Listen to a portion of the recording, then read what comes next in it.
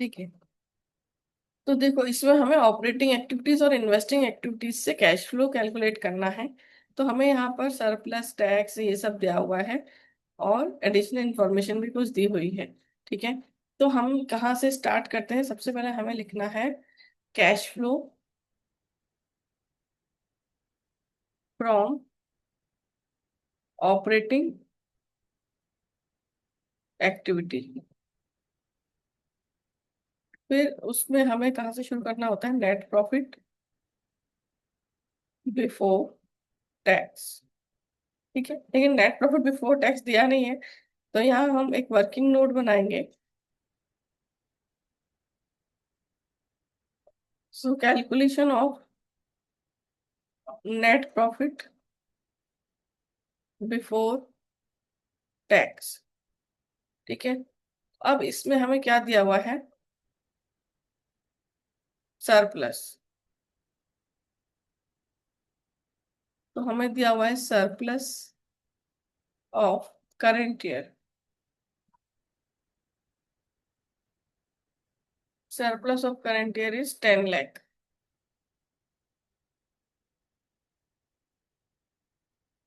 और surplus of previous year 2,50,000। तो 7,50,000 आ गया सरप्लस ड्यूरिंग द ईयर। फिर इसमें हम ऐड करेंगे ट्रिप, TRIP। सो टी से टैक्स प्रोविजन, जो कि हम करंट ईयर का करते हैं। ठीक है। तो करंट ईयर का टैक्स प्रोविजन था 75,000। वो हमने ऐड कर लिया। अब general reserve during the year वो है नहीं। इंटरिम डिविडेंड, डिविडेंड इसमें कुछ दिया नहीं।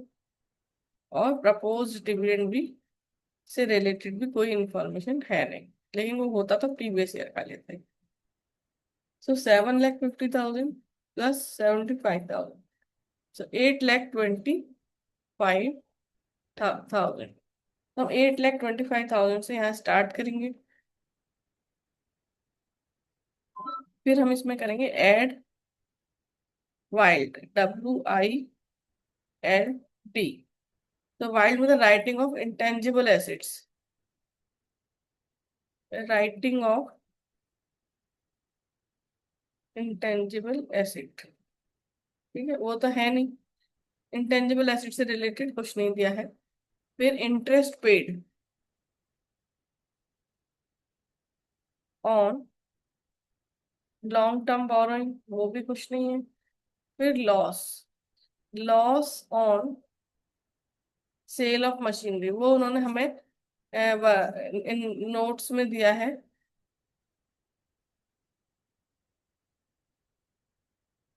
8,000, सॉरी 20,000। लॉस दिया है उन्होंने हमें 20,000।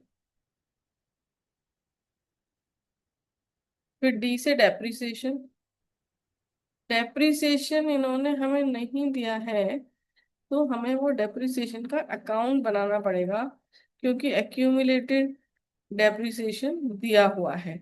ठीक है। तो यहाँ हम बना लेते हैं एक एक्यूमुलेटेड डेप्रिसिएशन का अकाउंट। ठीक है।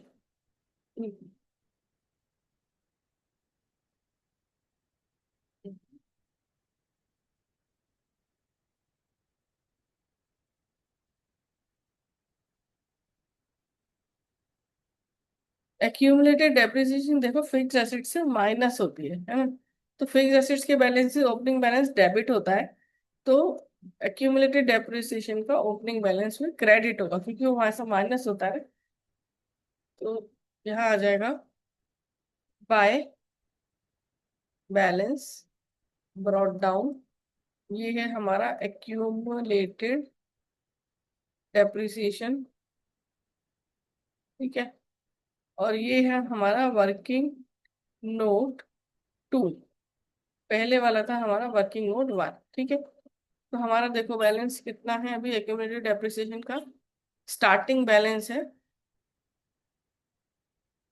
1062 500।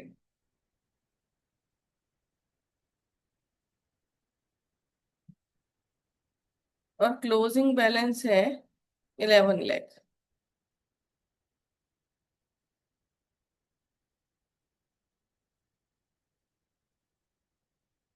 ठीक है। अब जो मशीन हमने सेल की है उस पर डेप्रिसिएशन कितना था? Depreciation provided on that machine, जो मशीन सेल हुई है, 162 500। तो वो यहाँ पर आएगा 162 500 टू मशीन, जो मशीन सेल हुई है उसके नाम से आएगा। और फिर देखो, 12 लाख 62 500 और 1062 500, तो 2 लाख का यहाँ पर आ जाएगा। तो इसको बोलेंगे हम by statement of profit and loss या करंट ईयर डेप्रिसिएशन। सो ये करंट ईयर डेप्रिसिएशन हो गया 2 लाख। तो वो 2 लाख यहाँ आ जाएगा।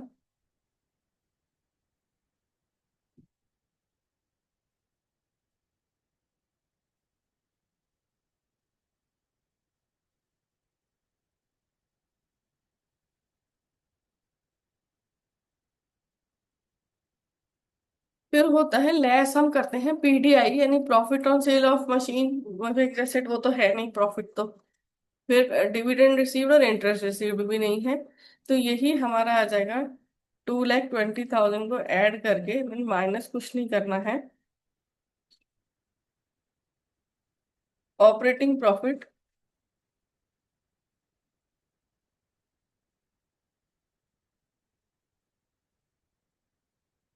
Before working capital changes. उसके बाद वर्किंग कैपिटल चेंजेस देख लेंगे। करंट एसेट्स हमारी 1150 से 13 लाख हो रहे हैं, इंक्रीज हो रही है तो माइनस करेंगे। और ट्रेड पेबल्स हमारे इंक्रीज हो रहे हैं तो वो हम प्लस करेंगे। ट्रेड पेबल्स इंक्रीज हो रहे हैं तो प्लस करेंगे 2,75,000।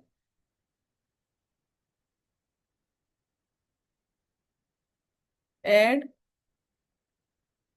Increase in trade payable. उसके बाद इसको प्लस कर लेंगे।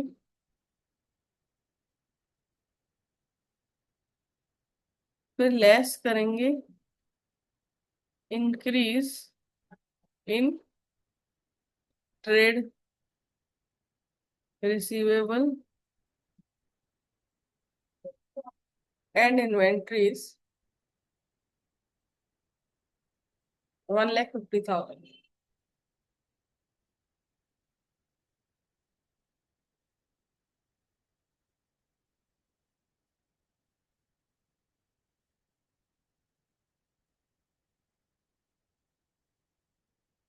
11,70,000। और उसमें से अब टैक्स पेड माइनस हो जाएगा, लेस टैक्स पेड 75,000।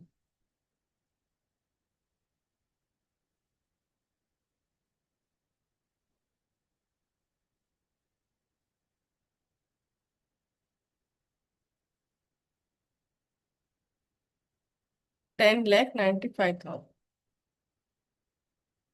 तो ये आ गया cash flow from operating activities.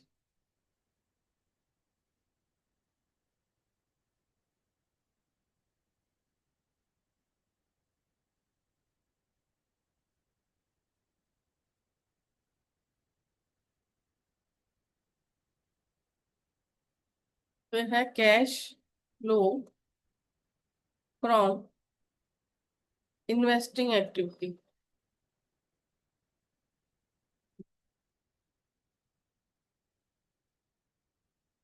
देखो, केवल प्रॉपर्टी प्लांट इक्विपमेंट है तो उसका भी हम एक अकाउंट बना लेते हैं, क्योंकि ये कॉस्ट पर है और डेप्रिसिएशन का अकाउंट तो हम ऑलरेडी बना चुके हैं। तो working note number 3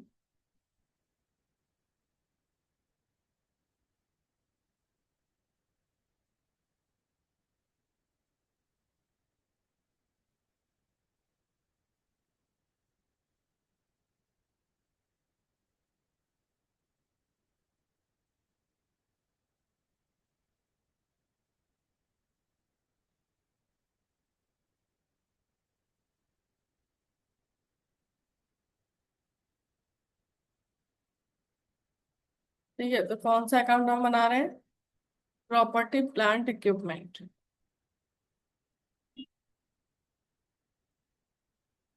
property plant equipment. तो हम देखेंगे इसका ओपनिंग बैलेंस। यहाँ पर आता है debit side, opening to balance BD by balance carried down. Opening balance कितना है इसका? 21,25,000। 21,25,000। क्लोजिंग है 23,30। 23,30। ठीक है। फिर ये जो देखो, ये मशीन लिखा है ना, मशीन मतलब यहाँ में लिखा था property plant equipment. Property plant equipment. ठीक है, और ये प्रॉपर्टी प्लांट इक्विपमेंट का अकाउंट है। तो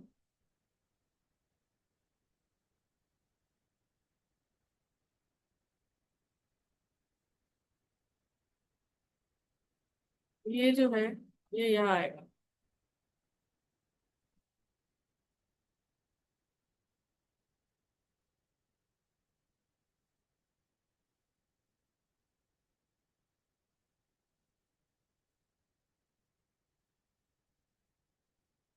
किसके नाम से? एक्यूमुलेटेड डेप्रिसिएशन के नाम से, by accumulated depreciation 162,500 by bank. अभी देखो, तो वो जो एसिड थी जो सेल हुई है, उसकी बुक वैल्यू थी 1 लाख। ठीक है, और उसकी डेप्रिसिएशन थी 162,500। तो हम ऐसा कर सकते हैं कि उसकी जो बुक वैल्यू थी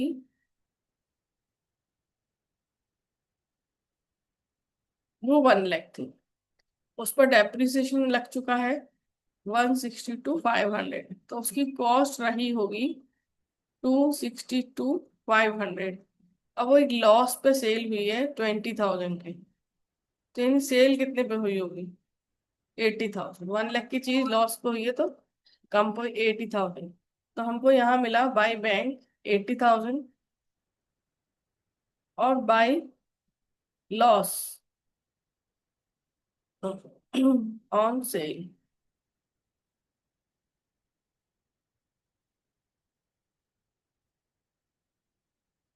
ठीक है, कितना आएगा बाय लॉस ऑन सेल? 20,000। अब देख लेते हैं हम। 162,500 प्लस 80,000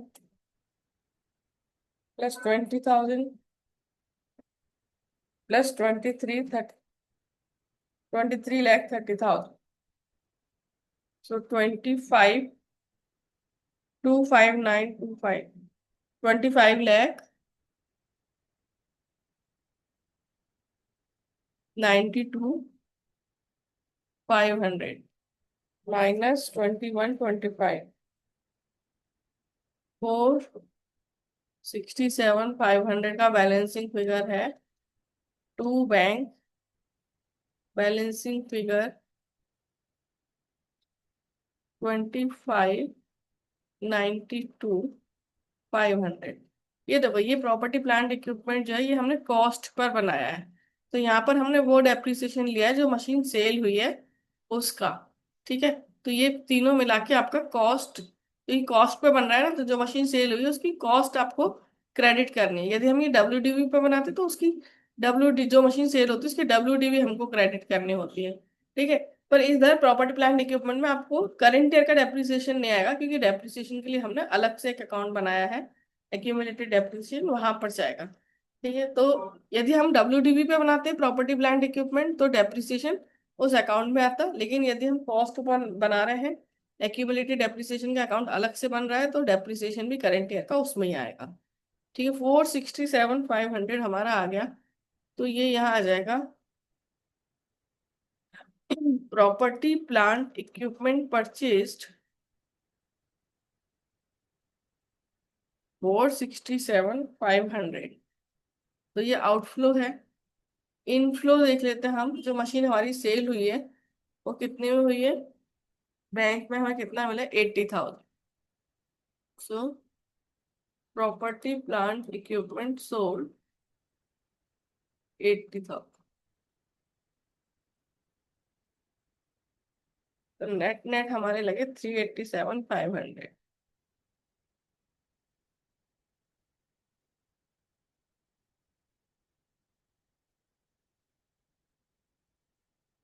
तो कैश यूज्ड इन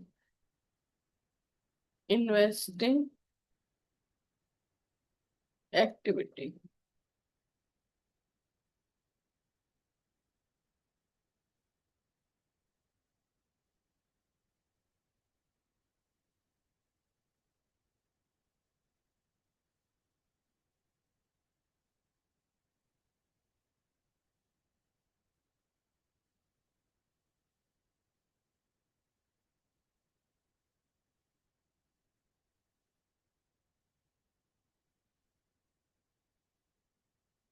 ठीक है, तो ये हमारा इन्वेस्टिंग का भी आ गया 387,500।